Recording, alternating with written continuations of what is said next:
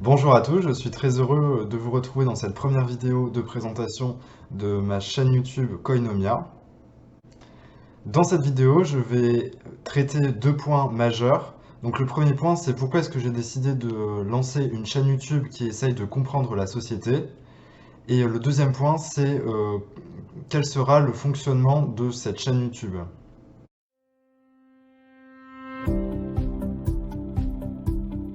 Je m'appelle Loïc et je suis en première année d'études de sciences politiques et j'ai décidé de lancer cette chaîne YouTube qui s'appelle Koinomia. Donc Koinomia, c'est un mot grec qui signifie société. Donc c'est une chaîne YouTube qui va essayer de s'intéresser au fonctionnement de la société. Cette chaîne YouTube va tenter de vulgariser un ensemble de concepts, de travaux et d'études qui ont été élaborés par les sciences sociales, donc c'est-à-dire l'histoire, la sociologie, l'économie et la science politique. Finalement, lorsqu'on y réfléchit, sur les chaînes de télévision, il y a en fait très peu de contenu disponible s'appuyant sur les sciences sociales. Il y a de nombreux documentaires comme ceux d'Arte ou bien ceux de la chaîne Public Sénat qui sont très connus, mais ce sont souvent des longs documentaires, donc qui sont moins accessibles et qui répondent moins au format des réseaux sociaux.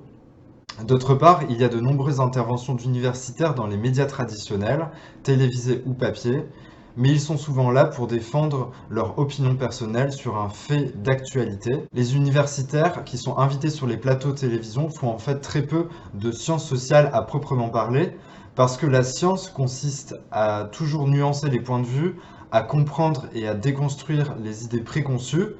Or, ce qui est propre aux sciences sociales a de grandes difficultés à s'accommoder avec les médias de masse qui sont en perpétuelle recherche de profit, de show, d'immédiateté, de clash. De plus, de manière générale, les universitaires n'ont pas toujours les codes d'expression et de communication qui sont propres aux médias, et donc du coup, ils s'excluent d'eux-mêmes de ces médias.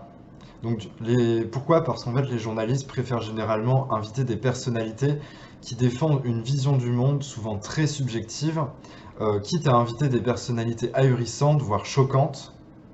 Et si les universitaires se plient aux règles de communication des médias de masse, ils sont mis en face d'autres personnalités médiatiques. Or, ce sont souvent ces personnalités qui ne partagent pas les codes de la recherche universitaire et qui font du show et qui ont réussi à comprendre, à intérioriser les codes des médias pour continuer à se faire réinviter par eux. Et leur vision du monde est alors parfois amalgamée avec celle des universitaires, qui est parfois discréditée dans leur rôle de professeur. Par exemple, Éric Zemmour a déclaré sur le plateau de BFM TV en octobre 2018 que, je cite, certains historiens veulent nous apprendre une autre histoire de la France pour faire plaisir aux populations venues d'ailleurs. Fin de la citation.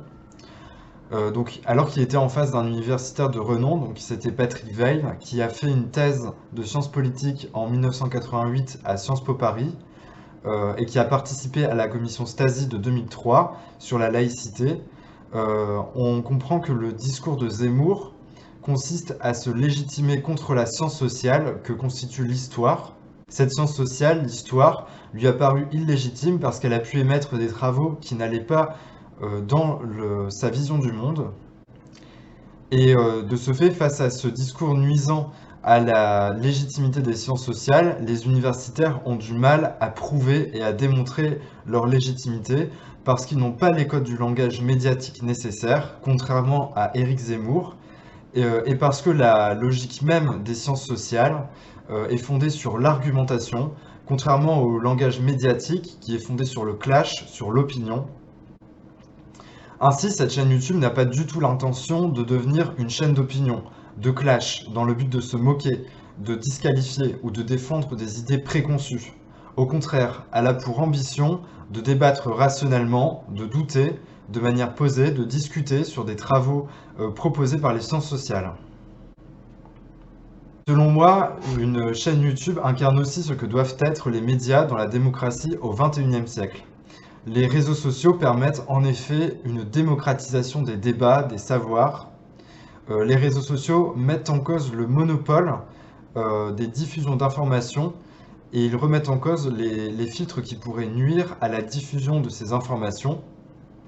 L'ensemble des citoyens peuvent alors les utiliser pour débattre, pour se forger leur propre opinion. Après tout, le débat qui est propre aux réseaux sociaux n'est-il pas aussi essentiel pour la démocratie? Cependant, il y a aussi des dérives dans les réseaux sociaux.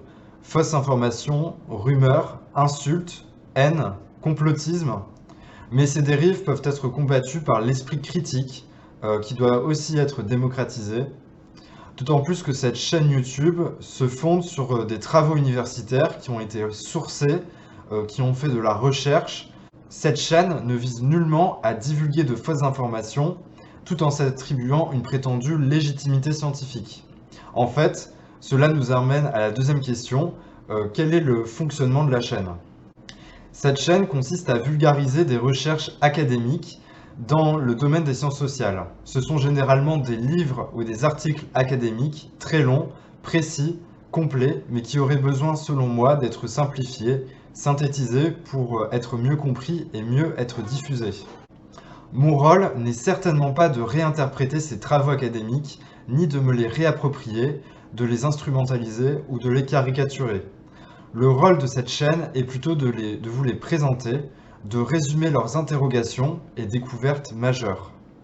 En fait, c'est une chaîne de vulgarisation, d'introduction aux sciences sociales, mais elle invite aussi à vous questionner, à remettre en cause et à vous faire douter de vos prénotions, de vos préjugés, d'ailleurs des préjugés que nous avons tous, et même les universitaires en sciences sociales. En fait, les universitaires, s'ils ont réussi dans la division du travail à se spécialiser et donc à développer leur propre méthode et leur propre langage. Donc ça leur a permis de mieux travailler, d'être plus spécialisés. Mais cependant, puisqu'ils ont développé leur propre méthode, leur propre code, ça s'est fait au détriment de ceux qui n'étaient pas universitaires. Et on se heurte de plus en plus à un manque de ce fait de démocratisation des travaux universitaires. Cependant, il ne faut pas dire pour autant que tous les universitaires en sciences sociales sont comme des scientifiques isolés dans leur tour d'ivoire, puisque certains publient des outils de vulgarisation de leurs travaux. Cependant, de manière générale, je pense que les universitaires en sciences sociales ont plutôt tendance à faire des sciences sociales pour faire des sciences sociales, c'est-à-dire des sciences sociales qui seraient destinées à leur propre champ académique. Et de ce fait, il y a une fermeture du champ académique par rapport au reste de la société. Et donc, l'ambition de cette chaîne YouTube, c'est aussi de participer à l'ouverture de ce champ académique. Il y a aussi autre chose que j'aimerais préciser, c'est que je ne suis qu'un étudiant de première année en sciences politiques. Je ne prétends absolument pas avoir tout lu et tout compris sur les travaux académiques en sciences sociales. Je ne prétends pas non plus mettre en cause la méthode et le langage qui a été élaboré par des professionnels, par des spécialistes en sciences sociales. En fait, ma démarche vise plutôt à partager mes lectures, mes interrogations sur des travaux scientifiques qui m'intéressent. Et en fait, ce que je souhaite dans cette chaîne YouTube, c'est expliquer ce que j'ai compris de manière synthétique. Ainsi, je ne prétends pas tout savoir en sciences sociales, bien au contraire. Cette chaîne est finalement, comme beaucoup d'autres chaînes YouTube, cette chaîne me permettra de partager une passion, donc la passion pour les sciences sociales.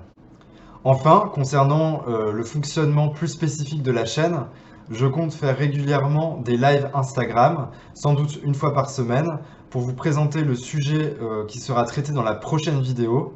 Je pourrai ainsi voir vos premiers avis sur le sujet, vos interrogations, vos remarques, et je publierai la semaine qui suivra une vidéo synthétique sur le sujet. Je vous remercie beaucoup d'avoir regardé cette première vidéo et je vous laisse découvrir la chaîne. À bientôt!